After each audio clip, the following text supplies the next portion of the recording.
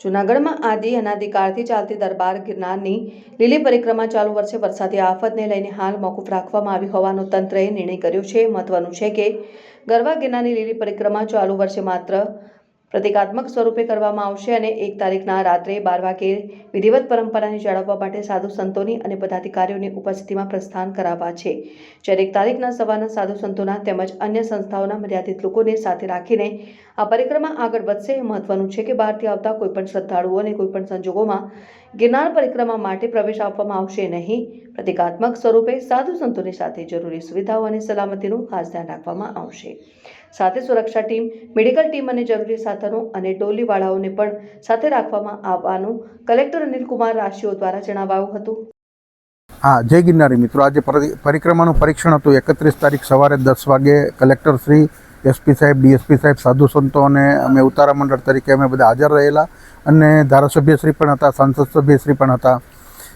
बोरदेवी सुधी अमे स्थळ परीक्षण कर्युं तो रस्तो खूब खराब छे, कादव कीचड़ छे, वरसाद चालू छे अने हजी 48 कलाक सुधी वरसादनी आगाही होय त्यारे अंदर कोईपण प्रकारनो सीधुं सामान लई जवुं शक्य न होय, व्यवस्था न थई शके एटले अमारा क्षेत्रों पण बंध छे અને પરિક્રમાર્થીઓને પણ અમે અપીલ કરીએ છીએ કે કોઈ પણ વ્યક્તિ પરિક્રમા કરવા માટે ના આવે।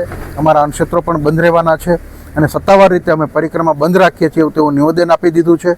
સાથે સાથે પ્રતિકાત્મક પરિક્રમા કરવામાં આવશે સાધુ સંતો દ્વારા અને 1 તારીખે રાત્રે વહીવટીતંત્ર, સાધુ સંતો અને ઉતારા મંડળને સાથે રાખી એક મુહૂર્ત સાચવી લેવામાં આવશે। 2 તારીખે દિવસ દરમિયાન પરિક્રમા કરવામાં આવશે, રાત્રિ રોકાણ અંદર શક્ય નથી। આ વાત ગુજરાતભરના દરેક ભાવિક ભક્તજનો, દરેક સનાતનીઓ ધ્યાનમાં રાખી અને ઘર બેસી ગિરનારને યાદ કરી મનથી પરિક્રમા પૂર્ણ કરશો તેવી અભ્યર્થના સાથે ભાવેશ વેકરિયાના જય ગિરનારી। અપડેટ માટેની આજની આ પ્રેસ કોન્ફરન્સમાં ઉપસ્થિત અમારા એસપીશ્રી, ડીસીએસપી, ડીડીઓશ્રી અને તમામ પત્રકાર મિત્રોનું હું સ્વાગત કરું છું। આપ સર્વે જાણો છો એમ આ વર્ષે જે પરિક્રમાનું આયોજન અમે કરી રહ્યા હતા એ બાબતે સંપૂર્ણ તૈયારીઓ વહીવટીતંત્ર દ્વારા કરી લેવામાં આવી હતી। છેલ્લે 25 ઓક્ટોબરના રોજ સમગ્ર રૂટનું ઇન્સ્પેક્શન પણ કરવામાં આવ્યું હતું, પરંતુ 27 ઓક્ટોબરથી જે વરસાદ શરૂ થયો અને એના લીધે જે પરિસ્થિતિ નિર્માણ થઈ છે તો એમાં ખાસ કરીને જે રસ્તાઓ છે એમાં ખૂબ કાદવ કીચડ જમા થયો છે, રસ્તાઓના ધોવાણ થયા છે, રસ્તાઓ તૂટ્યા છે। સાથે સાથે જે અંદરના ભાગમાં સીડી છે એમાં પણ લીલ જામી જવાના પ્રશ્નો થયા છે। એટલે આવી પરિસ્થિતિમાં ખૂબ મોટી સંખ્યામાં જો પરિક્રમાર્થીઓ અંદર જાય તો લપસી પડવાના, ઈજા થવાના, ફેટલ એક્સિડન્ટ થવાના પણ પૂરેપૂરા ચાન્સ છે। આ બાબતે 2 દિવસ પહેલાં પણ પ્રેસ કોન્ફરન્સમાં મેં તમામ લોકોને ખાસ અપીલ કરી હતી કે 31 તારીખ સુધી આ બાબતે વેઇટ એન્ડ વોચ કરે। આજે સવારે એટલે કે 31 ઓક્ટોબરની સવારે અમે જિલ્લા કક્ષાના અધિકારી સાથે સાથે સાધુ સંતો, એમએલએ શ્રી સંજયભાઈ, એમપી શ્રી રાજેશભાઈ, અન્ય ક્ષેત્રના પ્રતિનિધિ એ તમામને અમે લઈ અને રૂટનું એક ઇન્સ્પેક્શન કર્યું હતું અને રૂટ ઇન્સ્પેક્શન દરમિયાન મેં જણાવ્યું એ હકીકત ત્યાં સર્વે જોઈ છે।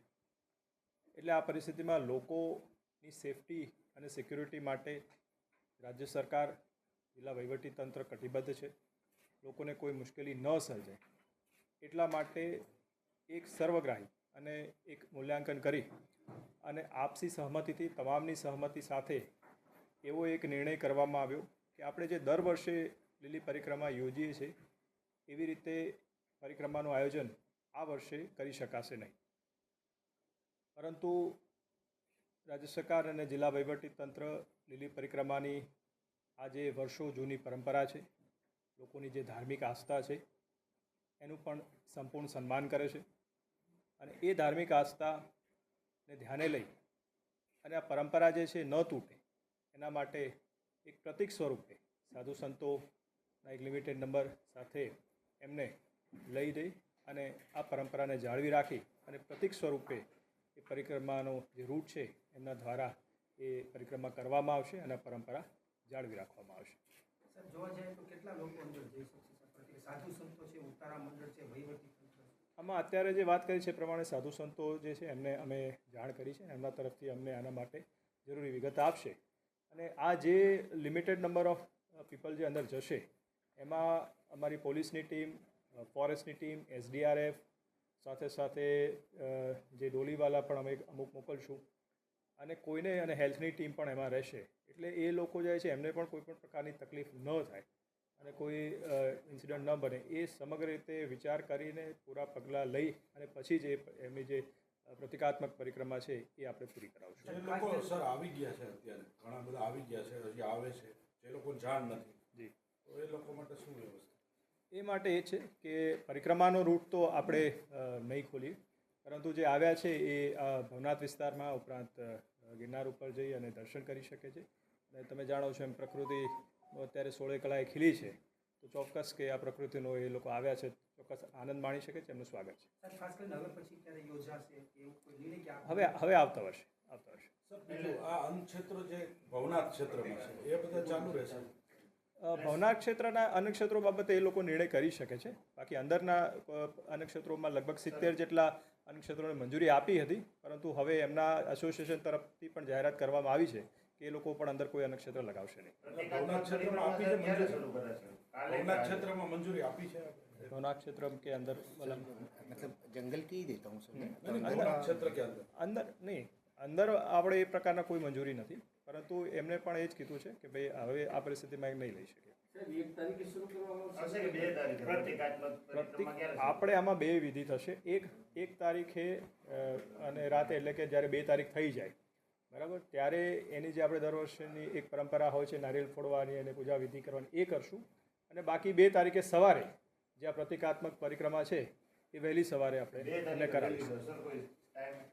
એ સાધુ સંતો સાથે બેસી અને એ નક્કી સાહેબ, ખાસ કરાવશું. કરીને જો પૂરેપૂરું 3 દિવસ 3 પડાવ પૂરા કરશે, 1 દિવસમાં પૂરું કરશે, જે કોઈ જશે એ બધું. જે હવે ડિપેન્ડ્સ ઓન ધેટ સ્પીડ અને એ ટીમ સાથે, પણ અમારી જેટલી પણ વ્યવસ્થા રહેશે એમની સાથે રહી અને પરિક્રમા પૂરી કરાવશે એમને.